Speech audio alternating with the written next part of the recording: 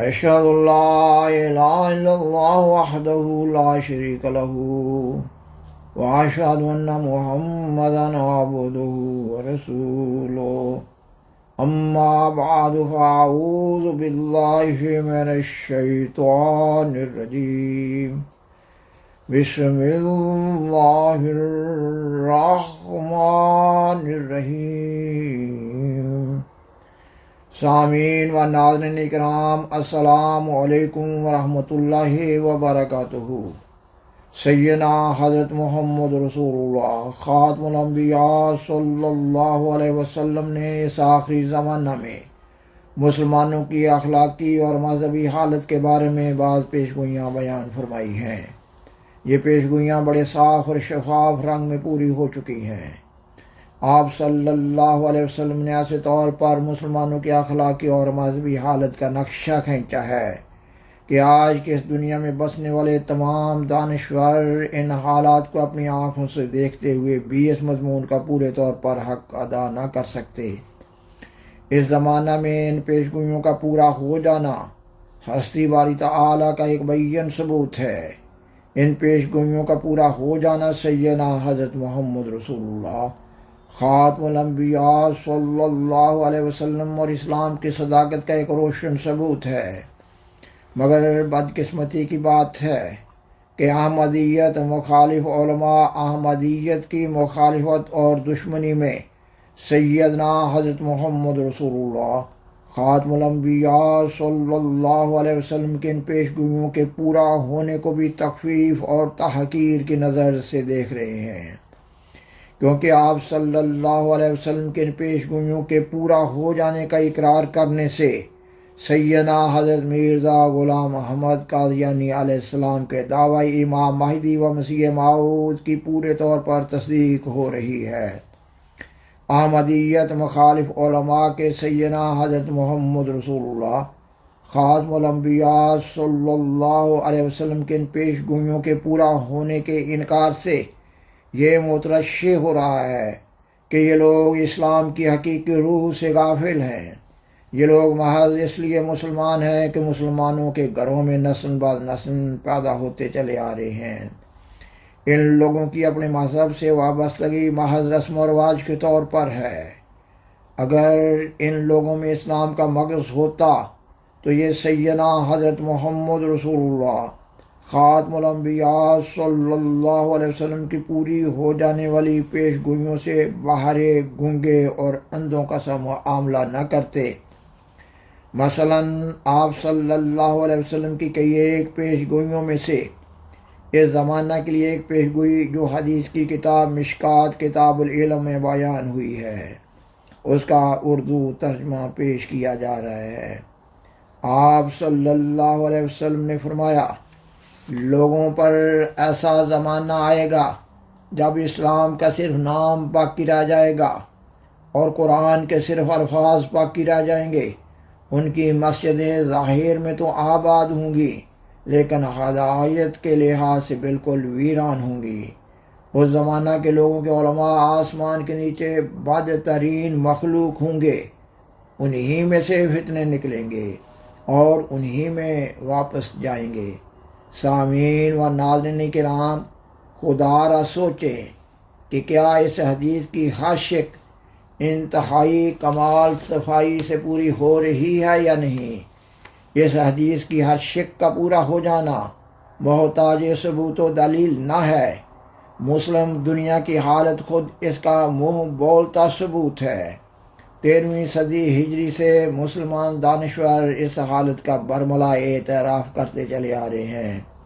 طوالت کے خوف سے مسلمان دانشوروں کی عبارتوں سے بطور نمونہ معدود چند حوالہ جات کا ذکر بھی نہیں کیا جا سکتا۔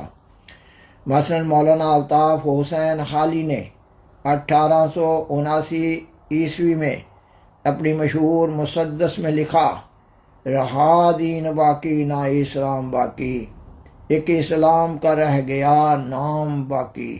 خاکسار بیان کرتا ہے کہ یہ وہ زمانہ تھا جب تمام مذاہب و ملل اور اقوام عالم معود اقوام عالم اور امام آخر الزماں کی بعثت کی منتظر تھی، اور علامہ اقبال نے بانگ درا میں لکھا، وضع میں تم ہو نصارا تو تمدن میں ہنود، یہ مسلمان ہیں جنہیں دیکھ کے شرمائیں یہود۔ خاکسار نے بیان کیا کہ 13ویں صدی ہجری سے مسلمان دانشور مسلمانوں کی حالت زار کا برملا اعتراف کرتے چلے آ رہے ہیں۔ اس کا مطلب یہ ہوا کہ مسلمانوں کو تعلیم و تربیت دینے والے علماء بھی بگڑ چکے ہیں، کیونکہ قوموں کا بگاڑ اوپر سے شروع ہو کر نیچے تک چلا آتا ہے۔ مسلمان اس حد تک بگڑ چکے ہیں کہ دنیا میں دہشت گردی کو مسلمانوں سے جوڑا جاتا ہے۔ نہ صرف مسلمانوں بلکہ مسلمانوں کے علماء میں دنیا کا ہر جرم بیانک شکل میں پایا جاتا ہے۔ ان حقائق کی روشنی میں کوئی وجہ نہیں ہے کہ سیدنا حضرت محمد رسول اللہ خاتم الانبیاء صلی اللہ علیہ وسلم کے اس بات پر پورے طور پر یقین نہ کر لیا جائے کہ اس وقت کے لوگوں کے علماء آسمان کے نیچے بدترین مخلوق ہیں۔ اگر ہم اس حدیث کے الفاظ پر غور و فکر کریں تو انتہائی خوفناک صورت سامنے آتی ہے۔ آپ صلی اللہ علیہ وسلم کی حدیث میں الفاظ ہیں کہ لوگوں پر ایسا زمانہ آئے گا۔ آپ صلی اللہ علیہ وسلم یہ نہیں فرما رہے کہ میری امت پر ایسا زمانہ آئے گا، اور پھر آپ صلی اللہ علیہ وسلم فرما رہے ہیں کہ اس زمانہ کے لوگوں کے علماء میری امت کے علماء نہیں فرما رہے، اور آپ صلی اللہ علیہ وسلم لوگوں کے ان علماء کی حالت کے بارے میں فرما رہے ہیں کہ آسمان کے نیچے بدترین مخلوق ہوں گے۔ اب سوال پیدا ہوتا ہے کہ کیا اللہ تعالیٰ نے ایسی حالت پیدا ہونے پر اپنی طرف سے اس آخری زمانہ کے لوگوں کی اصلاح کا کوئی انتظام کرنا تھا یا نہیں؟ سیدنا حضرت محمد رسول اللہ خاتم الانبیاء صلی اللہ علیہ وسلم نے اللہ تعالیٰ کے بتانے سے پیش گوئی فرمائی کہ ایسے حالات میں امام مہدی و مسیح موعود کا نزول ہوگا۔ امت محمدیہ کے بعد بزرگان سلف نے القائے ربانی کے تحت امام مہدی و مسیح موعود کے زمانہ سے متعلق بعض خبریں دی ہیں۔ مثلا حضرت مجدد الف ثانی رحم اللہ تعالیٰ کی کتاب مبدأ و معاد کے صفحہ 28 پر جو عبارت ہے اس کا ترجمہ یہ ہے کہ امام مہدی کے وقت حقیقت محمدی کا نام حقیقت احمدی ہو جائے گا، اور سرتاج الصوفیاء حضرت شیخ محی الدین ابن عربی رحم اللہ تعالیٰ کی عربی کتاب فتوحات مکیہ جلد صفحہ 242 پر جو عبارت ہے اس کا ترجمہ یہ ہے، جب امام مہدی علیہ السلام کا ظہور ہوگا تو بڑے بڑے علماء اس کے کھلے کھلے دشمن ہوں گے، کیونکہ اگر وہ مہدی کو مان لیں تو ان کی عوام پر برتری اور ان پر امتیاز باقی نہ رہے گا۔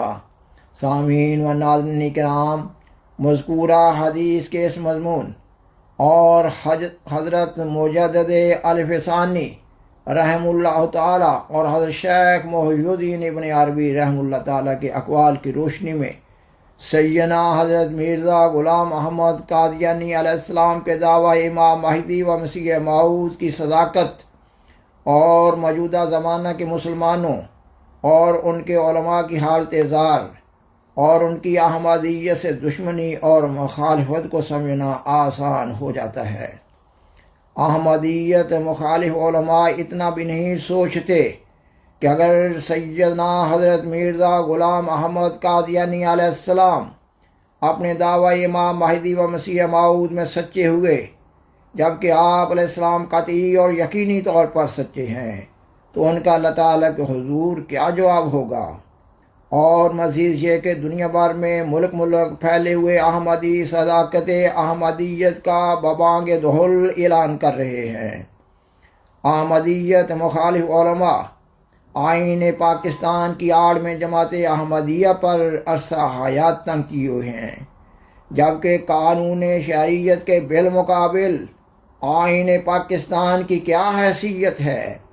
اس فتنہ کے بانی ذوالفقار علی بھٹو اور اس فتنہ کی آگ کو مزید بھڑکانے والے فوجی ڈکٹیٹر ضیاء الحق کو اللہ تعالیٰ نے اپنی قہری تجلی کا نشانہ بناتے ہوئے نشان عبرت بنا دیا، مگر احمدیت مخالف علماء جہالت اور حماقت کا معجون مرکب ہیں۔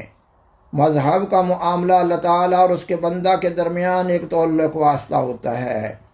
کسی انسان کا یہ حق نہیں ہے کہ وہ کسی دوسرے انسان کے مذہب میں کسی قسم کی مداخلت کرے۔ پاکستان کا احمدیت مخالف ملا اپنی کثرت کے گھمنڈ میں اپنے انجام سے بے خبر اور غافل ہے۔ جماعت احمدیہ کی مساجد کو مسمار کر رہا ہے، محراب اور منبر کو گرا رہا ہے، مسجدوں سے کلمہ طیبہ اور قبروں کے کتبوں سے اللہ تعالیٰ کا نام اور دعائیہ کلمات مٹا رہا ہے، اور وہ اللہ تعالیٰ کی قہری تجلی کا نشانہ بننے والے دشمن احمدیت کے بد انجام سے عبرت حاصل نہیں کر رہا۔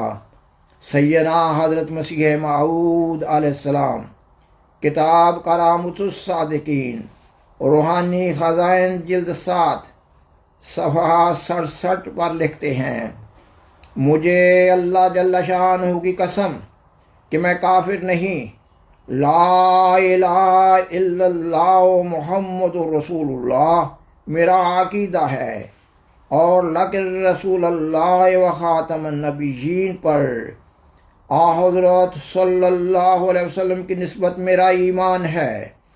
میں اپنے اس بیان کی صحت پر اس قدر قسمیں کھاتا ہوں جس قدر خدا تعالیٰ کے پاک نام ہیں، اور جس قدر قرآن کریم کے حرف ہیں، اور جس قدر حضرت صلی اللہ علیہ وسلم کے خدا تعالیٰ کے نزدیک کمالات ہیں۔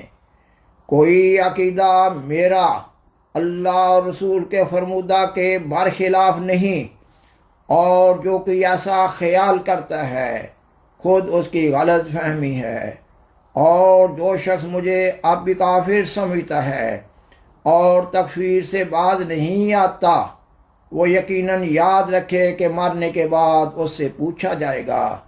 میں اللہ جل شانہ کی قسم کھا کر کہتا ہوں کہ میرا خدا اور رسول پر وہ یقین ہے کہ اگر اس زمانہ کے تمام ایمانوں کو ترازو کے ایک پلہ میں رکھا جائے اور میرا ایمان دوسرے پلہ میں، تو بفضل ہی تعالی یہی پلہ باری ہوگا۔ سامعین و ناظرین کرام، بالآخر درخواست ہے کہ برائے مہربانی اس پروگرام کو لائک کریں، دوسروں سے شیئر کریں، اور عذرہ کرم میں اس چینل کو سبسکرائب کریں۔ جزاکم اللہ تعالی احسن الجزاء، وآخر دعوانا ان الحمد للہ رب العالمین، والسلام علیکم ورحمۃ اللہ وبرکاتہ۔ شکریہ۔